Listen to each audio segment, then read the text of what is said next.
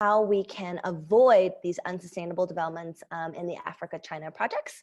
My name is Stephany Zoo. I'm going to be the facilitator today. I'm the founder of the China-Africa Tech Initiative, where we help bring African and Chinese entrepreneurs closer together. We also do investor learning journeys and put out a number of materials around the tech and investment space within Africa and China. I am joined by 4 wonderful panelists today that I'm very excited about. The first is Hassan. He's the president of the African students at Beijing University, and he's also an editor at the PKU Africa think tank. He specifically focuses on harnessing sustainabilities of debt-funded infrastructure projects in Africa. Then we have Kofi. Kofi, do I pronounce it? Is it YPARD or YPARD? How do I say that? That's a YPARD.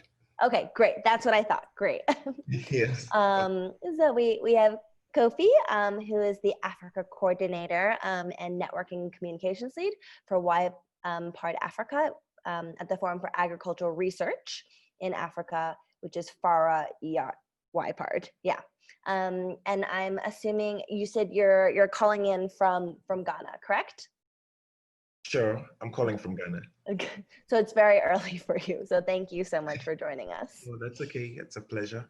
And he focuses on recommendations for climate smart agriculture that govern the sustainable development goals within Africa. Then we have Daniel Waters, who is a fellow at the University of Lagos. Where are you calling in from today, Daniel?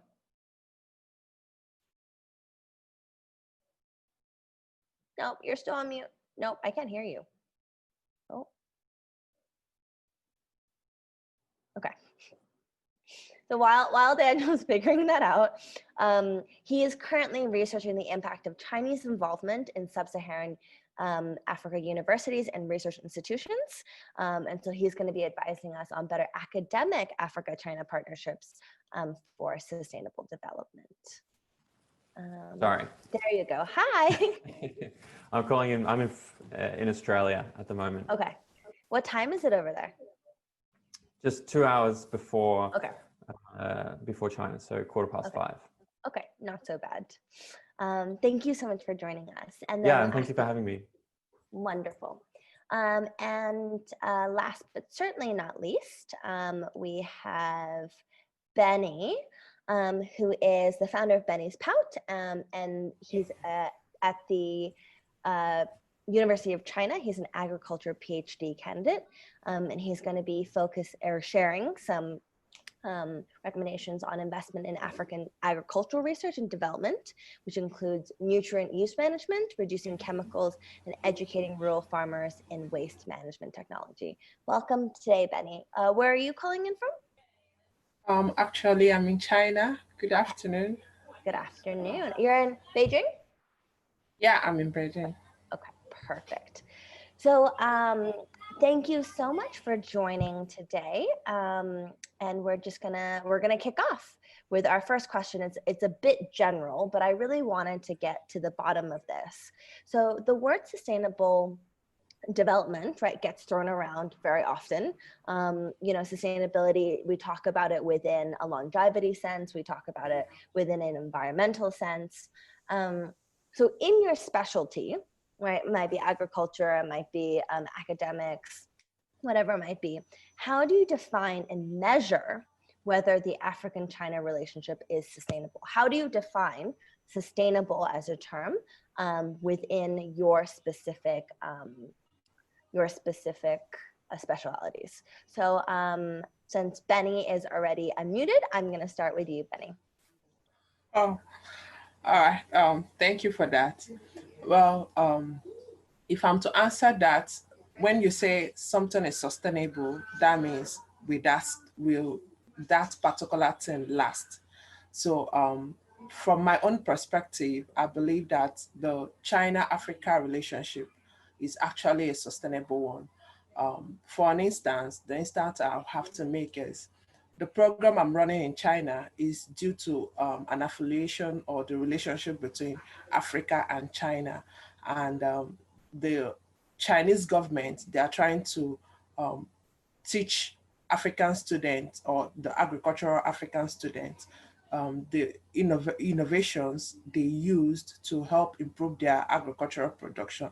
And so far, after learning, we go back to our countries and teach the local farmers how to do that. So in essence, it's actually a sustainable relationship. So that's my take. When you say something will last, right? Some things last for a decade, some things last for a century. So when you're thinking about those time scales of things lasting, what time scales are you considering? The time scale I'm considering is something that will last for a long time, like decades, generations, centuries, maybe. Okay, so very, very long time scales. Great. Thank you so much for that, Benny.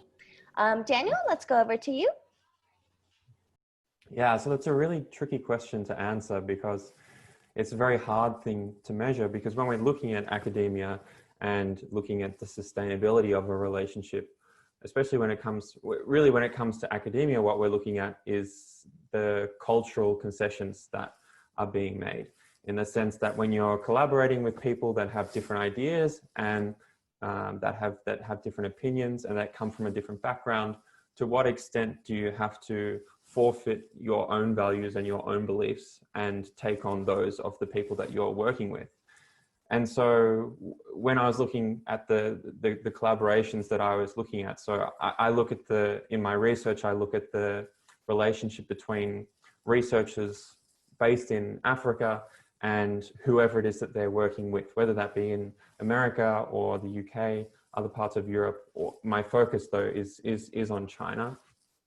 And the biggest measure for me, and or the way I would define it, is looking at whether both parties are aware of how the other party is benefiting from the collaboration, or being able to take a bird's eye view and look at the relationship that both parties have and see exactly what the African party is benefiting, how the African party is benefiting, and how the Chinese party is benefiting. Because it's only when you have that full access to information that you can decide whether it's fair, whether you're getting a fair go or not, which is tremendously hard to do. And so, I mean, I will leave it there for now, but my research has some suggestions as to how that can be ensured going forward. And I'm really excited actually to have Benny in this chat, because her situation is exactly the sort of situation that is so common throughout Africa and is really at the heart of my research. Great, thank you so much for that. So you're really looking at information symmetry as one of the foundational frameworks for sustainability. Wonderful. Let's pass it over to Hassan. How do you define sustainability within that context? Thank you, Stephany, and everyone that has joined us this afternoon in Beijing. And I'm sure that some of you are coming from different parts of the world.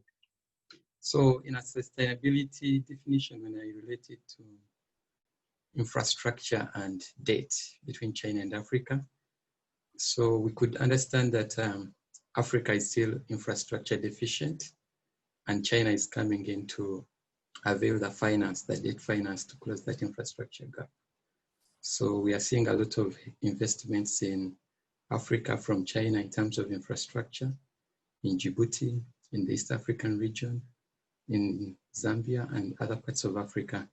So to ask me if this is sustainable, I should say at the moment, yes, it is, because Africa needs the debt finance, because we are capital deficient. But what is going to happen is how we utilize this debt. We find that if we don't manage this debt, there is going to be a problem of meeting the obligations. When the debt is unsustainable, it simply means that the borrower country is going to fail, or is showing risks of defaulting or failure to meet the obligations of that debt. And what brings that up maybe we are not using the debt for the right purpose. Maybe we didn't negotiate the right terms. Maybe somewhere, somehow, some natural hazards have occurred. And so there is a lot at play when you define debt sustainability for infrastructure.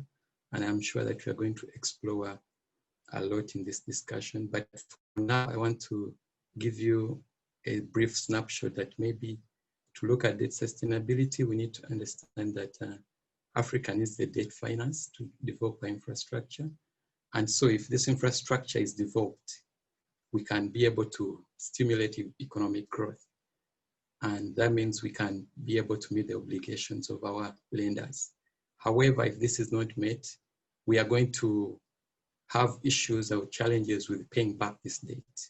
And when you default on your debt as a nation, we can say you're under debt distress or you're tending towards sovereign insolvency. And that comes with a lot of challenges. No country wants to borrow or lend you money anymore. You're going to have issues with accessing capital. So your interest becomes expensive and capital in the economy becomes expensive. Because of that, other economic activities are going to be affected. So it has a downward spiral, this debt sustainability problem, if you don't manage it well. So African countries have the duty to utilize this debt in a responsible way so that we use it for the development. In the China-Africa context, yes, we have seen reports that some debt is unsustainable, is tending towards unsustainability. In particular, there is a study from Center for Global Development that identified Djibouti, Kenya, Ethiopia, and some countries in the southern part of Africa. I think Zambia is likely to face the distress risks due to Chinese debt, but that has not happened at the moment, and we are going to be that for now. Great. Thank you so much, Hassan. I think this conversation about debt sustainability has been very pertinent recently, particularly in the wake of COVID and a number of African countries calling for debt relief. And so I'm really excited to kind of dig into this. And Kofi, how do you define sustainability within the agricultural and agricultural work that you do? Thank you, Stephanie.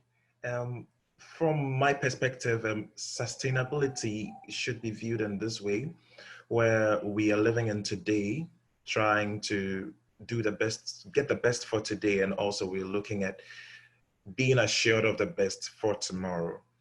In this sense, I would call sustainable development that it is development that meets the needs of today without compromising on the ability of future generations to meet their own needs tomorrow. And I'm sure this has become a very big concern for us, and particularly this discussion, because we as youth, we realize that we have a role to play when it comes to making things sustainable for ourselves as a people. And this whole conversation of sustainable development has been also supported by the China-Africa's relations on various levels. We have the South-South Triangle Cooperation, where China and Africa's supported activities are done through the UN agencies, the UN agricultural agencies. And so it is even very important to even bring in the conversation that FARA, which is the host of YPAD, has a long-standing relationship with CAS. CAS, that's the Chinese Academy of Agricultural Sciences, that also hosts YPAD in Asia, while FARA hosts YPAD in Africa. And we have relations that put us together and have us carry out activities together. And so currently we have FARA being awarded a grant to support adaptation and exchange of dryers technologies for dryer technologies from China for 3 different countries in Africa. And this is a collaboration with FAR, between FAR and CAS, CIAR. So this is a good example of an approach to sustainable development in agriculture. And I think that these exchanges could be, this kind of sustainable development can be measured in terms of the quality of exchange between China and Africa in this case. So it would be between regions, the number of dialogues that are facilitated. And of course, this time we wouldn't be able to do so much of physical until some time where we're sure COVID is under control. So we have physical, and we also endorse the virtual exchanges. And also we're looking at putting together innovations from both sides that are solving common problems on the different regions. Yes, so I believe that the youth are well placed to support this kind of sustainable development because, of course, as I said, we are solving problems today without compromising our needs tomorrow, and the youth are well positioned to champion the cause of tomorrow. Great. I love that, you know, that framework, thinking about doing what we need to today while still thinking forward and thinking about tomorrow. So thank you so much for that, Kofi. I really appreciate that everyone kind of came in from these really different perspectives and were able to kind of, you know, say within their specialties what, you know, sustainability is. And I think one of the reasons why sustainability as a topic is so contentious is precisely what we have illustrated today, which is in all of these different contexts, sustainability means very different things. And, you know, I think we just have to be careful not to kind of broad stroke whether or not, you know, the China-Africa relationship is sustainable, because it's about asking more specific questions about, is it sustainable in terms of infrastructure? Is it sustainable in terms of education, in terms of agriculture, and being more nuanced when having these conversations. And so I actually want to start off with the conversation with Hassan. So the China-Africa debt conversation has really picked up because of COVID and debt forgiveness. While China has made some minimal concessions on specific types of loans, they actually haven't done much. Would you say that this is a move towards sustainability? Why or why not? Hassan, you're on mute. We can't hear you. There you go. Sorry. I think I'm good now. So thank you very much, Stephany. Yes, I think we are moving towards the right path. The COVID-19 pandemic has really devastated African economies. And China recently, I think in June 2020, had a special session where Mr. Xi Jinping re-echoed his commitment to supporting African countries and generally from an economic perspective, and to try to overcome the impacts of COVID-19. And one of the issues that came up is debt. And I think there is commitment from the Chinese officials to try and help African countries with debt relief and debt.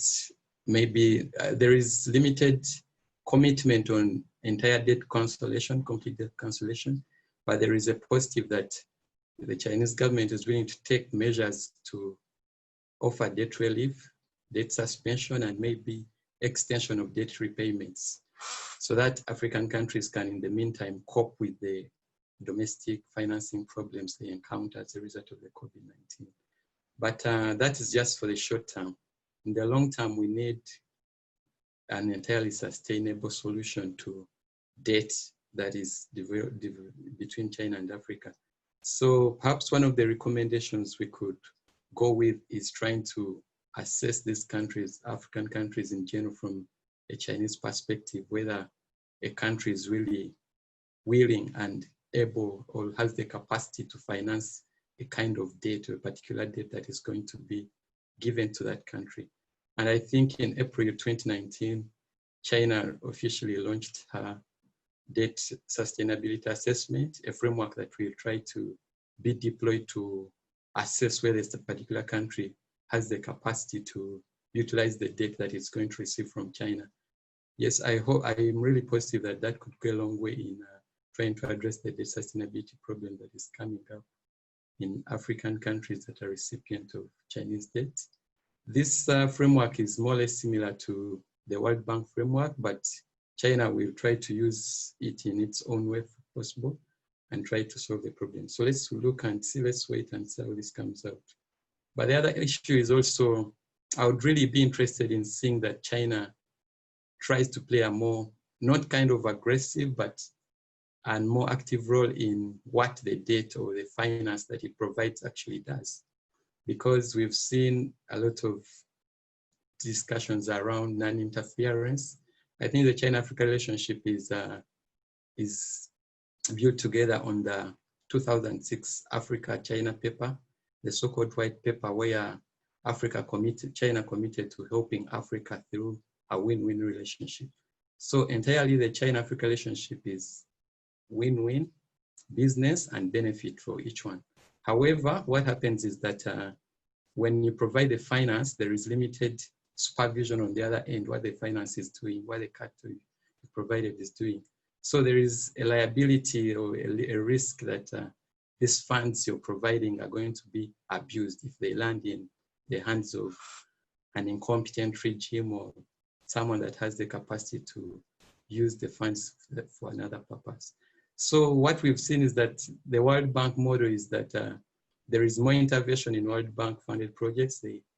They have tried to come in and try to suspend projects if necessary, if they are not really maybe following the right procedures or they following what is expected in the agreements. Maybe if a project is not run as it should be, there is corruption or the environment is being affected or there is gross displacement of the people, the communities. So we've seen that actually between 2015 and 2017, the World Bank suspended a project in Uganda over that matter.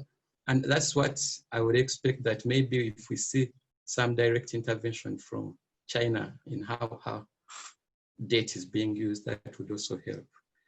That is the concept of interference, trying to maybe revisit the non-interference approach and see how we aren't saying come and interfere in the domestic affairs, but try to be slightly more active in what happened to the finance.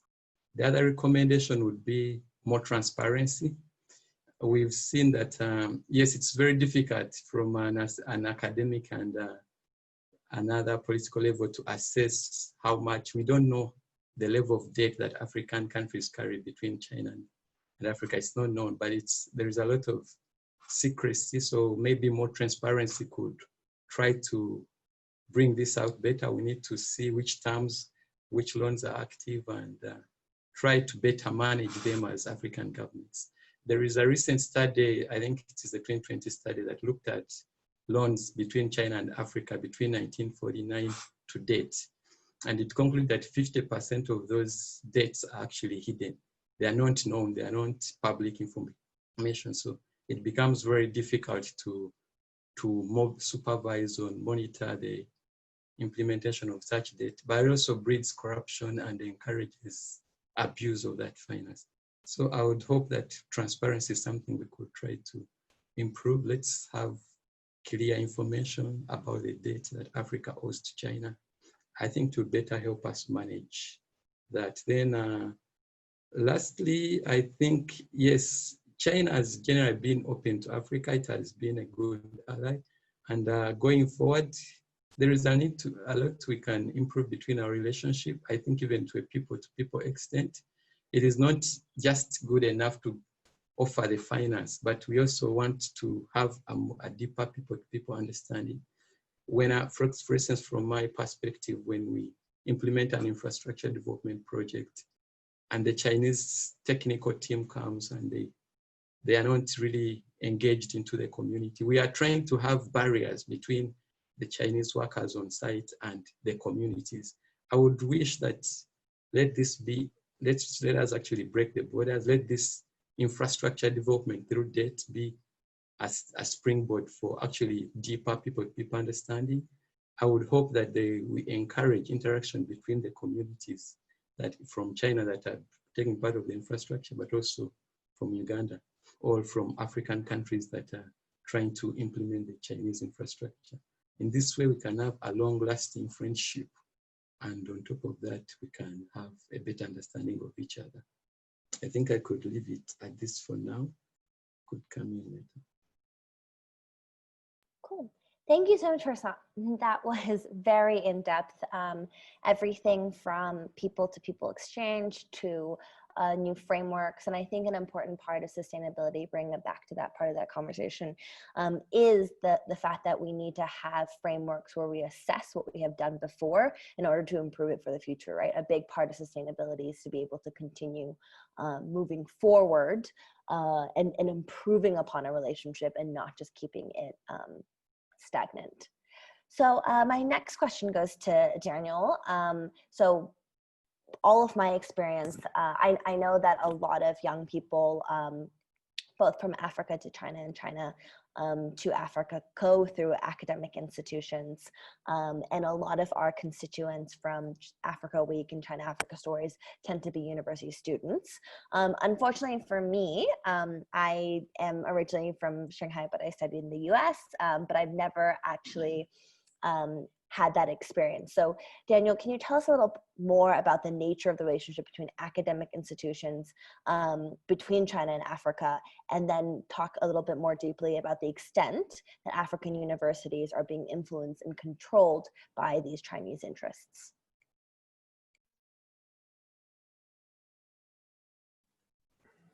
Yeah, certainly.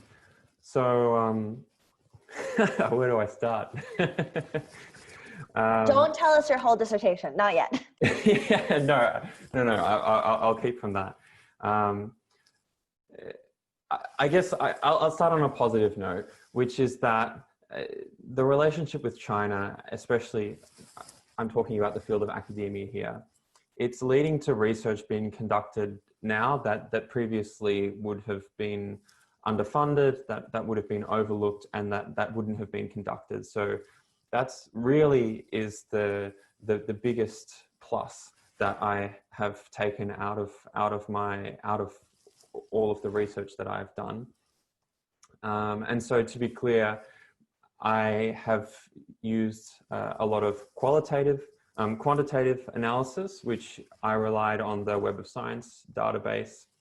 And I was looking at publications between 2000 to 2018 across 41 countries in sub-Saharan Africa, which is about 220,000 publications. So there's a lot of data that I had access to. And then qualitatively, I spent a month in Nigeria. 40% of all publications coming out of sub-Saharan Africa have at least one author who resides in Nigeria. So Nigeria is really the powerhouse, I guess, when it comes to research in sub-Saharan Africa. And we're talking about publications in top journals, like globally recognized top journals. And so the concern is, though, or the concern that I have and that I was raising with the academics I was talking with in Nigeria is there are students. Benny, do you mind if I kind of bring you into this conversation, because your situation is very typical of a lot of African students. I don't mind. Perfect. So are you on a CSC scholarship by any chance? Yes, I am.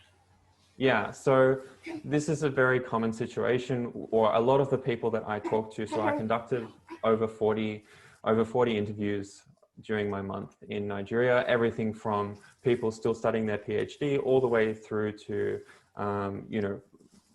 people that had been professors for 30 or 40 years.